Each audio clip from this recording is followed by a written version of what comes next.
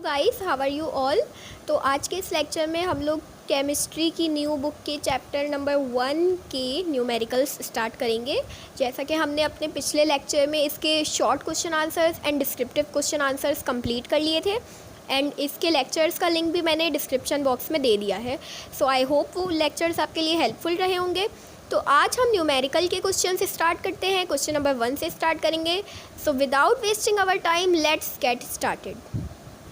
Question number 1 है हमारे पास, calculate the number of moles and molecules in 38 gram of carbon disulphide. तो solve करने के लिए सबसे पहले हम डेटा बना लेते हैं। तो हमें पार्ट 1 में गिवन है 38 ग्राम ऑफ कार्बन डाइसल्फाइड। तो मास गिवन है यहाँ पर, given mass is equals to 38 gram and हमें फाइंड करना है नंबर ऑफ मोल्स फाइंड करने हैं and number of molecules find करने हैं। तो सबसे पहले हम नंबर ऑफ मोल्स फाइंड कर लेते हैं। नंबर ऑफ मोल्स फाइंड करने से पहले हम कार्बन डाइसल्फाइड का मोलर मास निकालेंगे। Molar mass of carbon disulphide, carbon का यहाँ पर 1 एटम है तो 12 × 1 12 ग्राम। सल्फ़र का एटॉमिक मास होता है 32 और यहाँ पर 2 एटम्स गिवन है तो 2 से मल्टीप्लाई करेंगे तो ये हो जाएगा 64 ग्राम। इन दोनों को ऐड किया तो हमारे पास हो गया 76 ग्राम। तो मोलर मास हमारे पास आ गया, molar mass of CS2 is equals to 76 gram. अब मोलर मास हमने फाइंड कर लिया है। अब हम फाइंड करेंगे नंबर ऑफ मोल्स। तो नंबर ऑफ मोल्स का फॉर्मूला होता है, number of moles is equals to given mass upon molar mass.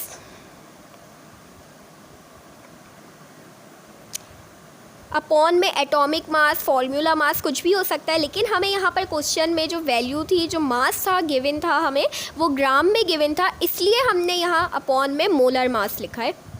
Now अब सिंपली वैल्यूज़ पुट करेंगे। गिवन मास है हमारे पास 38 एंड मोलर मास है हमारे पास 76। तो कैलकुलेटर से मल्टीप्लाई कर लेते हैं। 38 divided by 76 is equals to 0.5।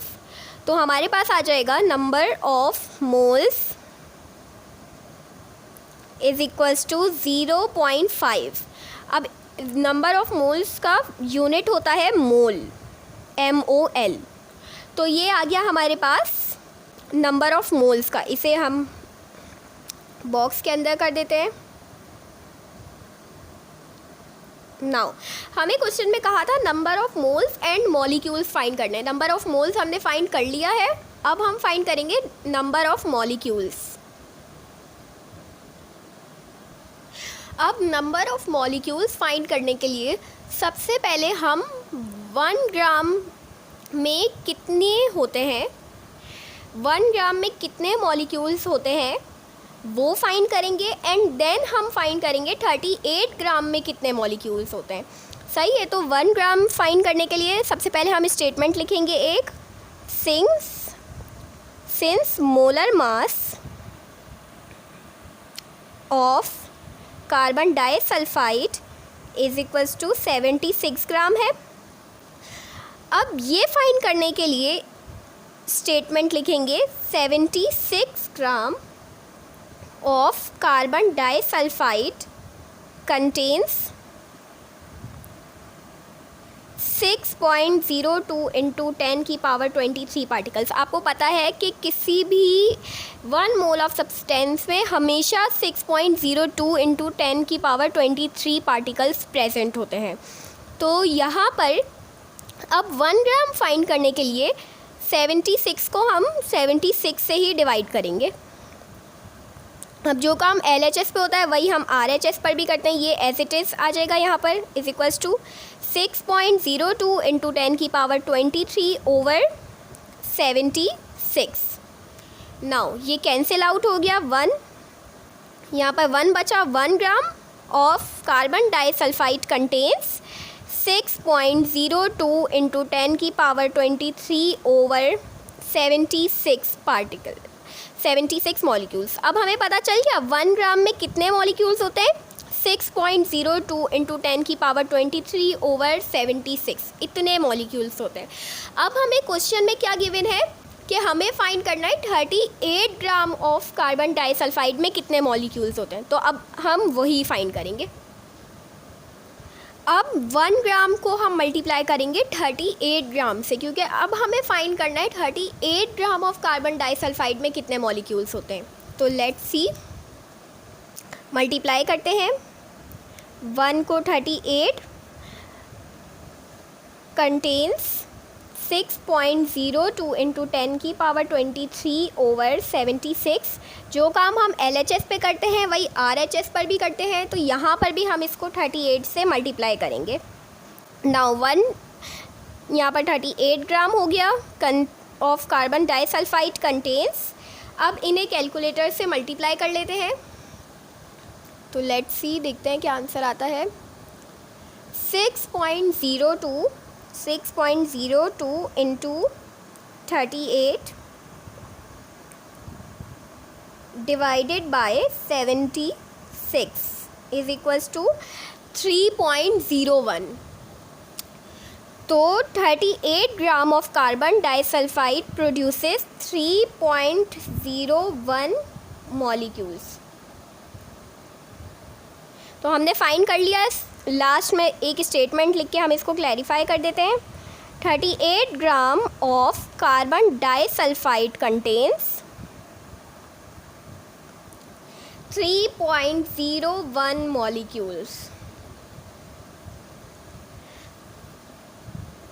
अब इस क्वेश्चन का सेकंड पार्ट है हमारे पास 68.4 ग्राम ऑफ सक्रोज। तो इसी मेथड से, पार्ट 1 वाले मेथड से ही हम इसे भी करेंगे। तो सबसे पहले डेटा बना लेते हैं। क्वेश्चन में हमें गिवन मास कितना है, 68.4 ग्राम। हमें फाइंड करना है number of moles and number of molecules. तो सबसे पहले नंबर ऑफ मोल्स फाइंड करने के लिए हम सक्रोज का मोलर मास फाइंड करेंगे। तो लिखते हैं molar mass of sucrose C12H22O11। यहाँ पर कार्बन का एटॉमिक मास होता है 12 एंड एटम्स गिवन है 12। तो 12 12 सा 144 ग्राम। हाइड्रोजन का एटॉमिक मास होता है 1, एटम्स यहाँ पर 22 गिवन है, तो 22 1 सा 22 ग्राम। ऑक्सीजन का एटॉमिक मास होता है 16 एंड एटम्स हमारे पास यहाँ पर गिवन है 11। तो इसको मल्टीप्लाई करके देख लेते हैं। 16 इंटू 11 हमारे पास होता है 176 ग्राम। अब molar mass of C12H22O11 is equals to, अब इन तीनों वैल्यू को प्लस कर देंगे तो हमारे पास मोलर मास आ जाएगा। प्लस करते हैं 176 plus 22 plus 144 is equals to 342 gram हमारे पास मोलर मास आ गया। अब नेक्स्ट हम फाइंड करेंगे नंबर ऑफ़ मोल्स, और नंबर ऑफ़ मोल्स फाइंड करने का फॉर्मूला आपको पता है, number of moles is equals to given mass upon molar mass. Now simply values को पुट करेंगे। गिवन मास हमें कितना है 68 0.4 अपॉन मोलर मास हमने अभी फाइंड किया है 342। तो सिंपली इसको डिवाइड करते हैं 68.4 डिवाइडेड बाय 342, तो ये हमारे पास हो जाएगा 0.2। तो लिख देते हैं number of moles is equals to 0.2 और इसका यूनिट लगाएंगे मोल। यूनिट लगाना बिल्कुल मत भूलिएगा वरना एग्ज़ाम में यूनिट के आपके 1 मार्क्स डिटेक्ट हो जाएंगे। तो ये हमारे पास आ गए नंबर ऑफ मोल्स। अब हमें नेक्स्ट क्वेश्चन में कहा गया है कि नंबर ऑफ मॉलिक्यूल्स भी फाइंड करने हैं। So let's find that now. अब नंबर ऑफ मॉलिक्यूल्स फाइंड करेंगे तो सबसे पहले लिखते हैं since molar mass of sucrose is equals to 342 ग्राम।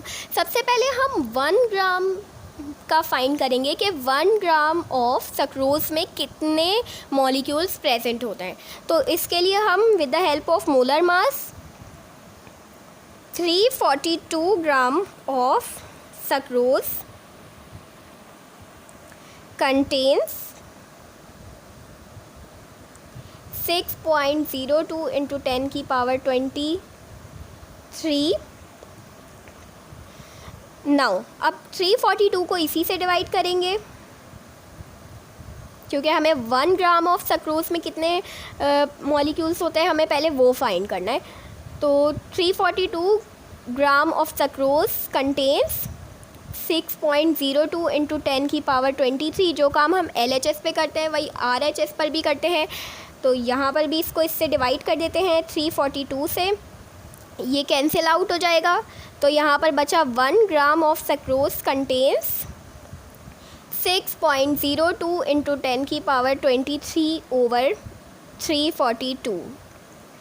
तो अब हमें पता चल गया कि 1 ग्राम ऑफ सक्रोज में इतने मॉलिक्यूल्स प्रेजेंट होते हैं। तो अब हम सिंपली फाइंड कर सकते हैं कि 68.4 ग्राम जो हमें क्वेश्चन में गिवन है उसमें कितने मॉलिक्यूल्स प्रेजेंट होते हैं। तो सिंपली 1 को हम मल्टीप्लाई करेंगे 68.4 से, बिकॉज अब हमें इसका फाइंड करना है।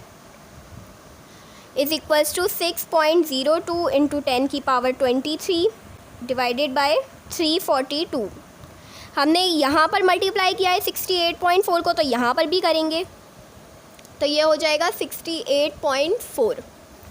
अब मल्टीप्लाई करते हैं 68.4 ग्राम ऑफ सक्रोज कंटेन्स, इन सब को अब हमें मल्टीप्लाई करना है। तो करते हैं 6.02 इंटू 68.4 डिवाइडेड बाय 342। तो हमारे पास आ गया 1.204। 1.2 इंटू 10 की पावर 23। तो अब हमें पता चल गया कि 68.4 ग्राम ऑफ सक्रोज में 1.2 इंटू 10 की पावर 23 इतने मॉलिक्यूल्स प्रेजेंट होते हैं। तो हम लिख सकते हैं that 68.4 gram of sucrose contains 1.2 into 10 की power 23 molecules, and this is our answer. I hope guys आपको ये न्यूमेरिकल समझ आया होगा। तो वीडियो को लाइक करना एंड मेरे चैनल को सब्सक्राइब करना बिल्कुल मत भूलना। Thank you.